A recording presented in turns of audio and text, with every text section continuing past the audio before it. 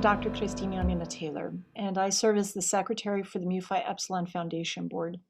Previously, I was the Grant and Scholarship Coordinator, so I'm quite familiar with many of the problems and difficulties that applicants have when they are applying for our scholarships and grants. This particular presentation is about recordings and also repertoire that you may submit, especially if you're a performer and or composer. And so I very much want to go over here with you some of the things that we run into with unsuccessful applications so that you can be considered even more fully in your presentations. So how do you choose repertoire? Well, under each scholarship and grant, there are specific designations as to what kind of repertoire and also lengths of time that we are looking for. For example, for some scholarships, it is required that we have repertoire that was written within the last 20 years. This used to be since 1970. That was the requirement, music written after 1970, but that's 50 years ago. So we want to keep it more current. So make sure that you're double checking to make sure that your music was written within the last 20 years to make sure that you fit that requirement. Another thing that we run into, for example, with the vocal music, is that we run into people who are not paying attention to time limits, or they're not including an art song, or they're not including an opera aria, or they're not singing in various languages as is required. Make sure that you read this very, very carefully. We want to make sure that you're considered fully and not having to make a recording at the very, very last minute. We want you to be prepared, especially with this portion of your application. Another thing that some people do is they send in a fabulous recording of an entire recital that they may have given, your senior recital, or perhaps it's one that you did at a church and it went extremely well, but you're only wanting to use one piece from that recording. Make sure that you actually, in your application, state where that piece is located that is part of your application. It's just a courtesy to your judge, so they're not having to fish through an entire hour of music, but they're going straight to 6 minutes and 22 seconds, which is the beginning of your Scarlatti that you're performing or what have you. So rather important thing to be respectful of our judges' time because they tend to be very, very busy and excellent musicians. Another thing that you need to keep in mind, and it's rather difficult maybe during these times of the pandemic, but you want to make sure that you're not submitting pieces without your collaborative pianist or other musicians that are involved in your chamber situation. We have had recordings where people were singing a cappella when it was very definitely needing to include a pianist, and that's before the pandemic, or concertos performed without the reduction in the piano. So we very much want to recommend and encourage that you definitely include your collaborative pianist if it is something that is normally done in a performance of that particular piece. So keep that in mind.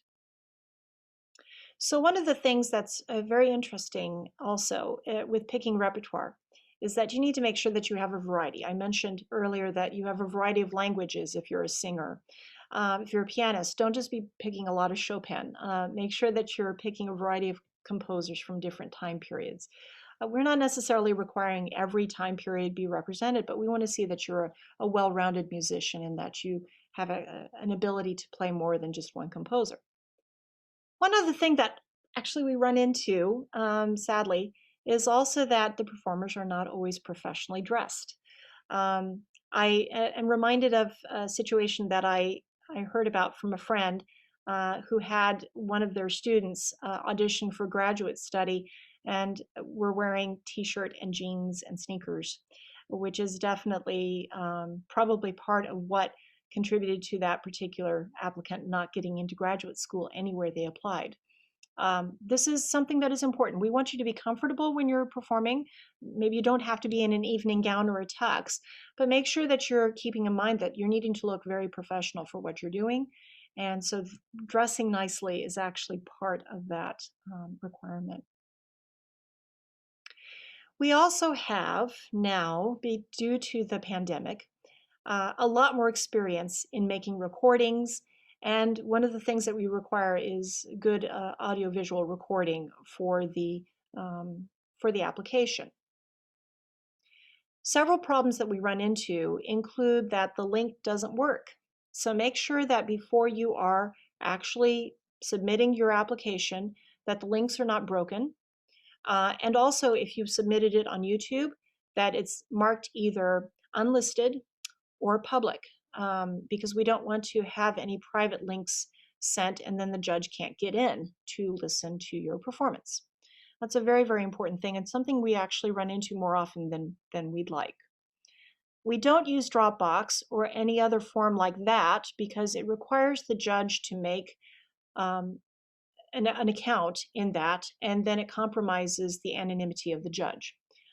It is not the scholarship chairs that are the judges. We actually select somebody for these applications that is a very trusted, very authoritative person in their field to judge the particular scholarships that they're judging. And so we want to protect the integrity and anonymity of our judges to make sure that we are keeping it very, very, above board with all of this. So make sure that you are using a type of platform that is open, such as YouTube or Vimeo, so that we are able to see those videos without having to reveal our judge. Use a microphone in your recording. This will help with the quality of things so that we get a better sound. And also make sure that you are visually presenting your recording in a way that's appealing and so that we can be able to see things very nicely. Does it have to be professional? No. But something that just looks really, really nice, because in many ways, these applications that you're making could be an application for a job or for a gig, or something that you use to be able to secure management someday or what have you. So we want to prepare you to have something that is usable even past this time that you are applying for these scholarships. There's so much more to be considered as far as all of this that I've talked about, and this is why the scholarship chairs are there for you. Please do not hesitate to reach out to us if you have questions. This is something that we want to make sure that you are as successful as possible, because we like showing off our Mu Phi Epsilon members and the incredible talent that is involved there. Last thing I want to talk about are programs and the critiques that are involved with our repertoire and what have you. When you're listing your repertoire, make sure that you're listing it really well so that the judge knows exactly what you're playing, and very specifically which movements of that Beethoven sonata or that Eric Whitacre piece that you're singing. Make sure that we know exactly what it is that you're singing or performing. And then also, when you're submitting programs and critiques, this is just some extra information showing that you are an active performer or composer presenting your works.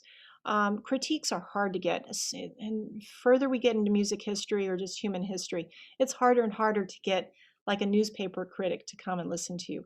So whatever you can provide, whether that's a senior recital program or something that you did at your church, or a performance for your Mu Phi Epsilon alumni chapter, and perhaps they made a program. These are the kinds of programs that we're looking for in that category of your application. Again, I emphasize, if you have any questions, please reach out to your scholarship chair. That's why they're there.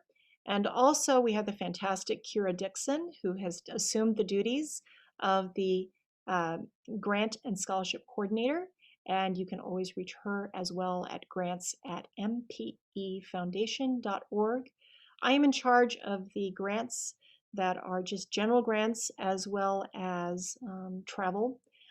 So make sure that you definitely look me up if you are interested in any of those. I wish you all the best.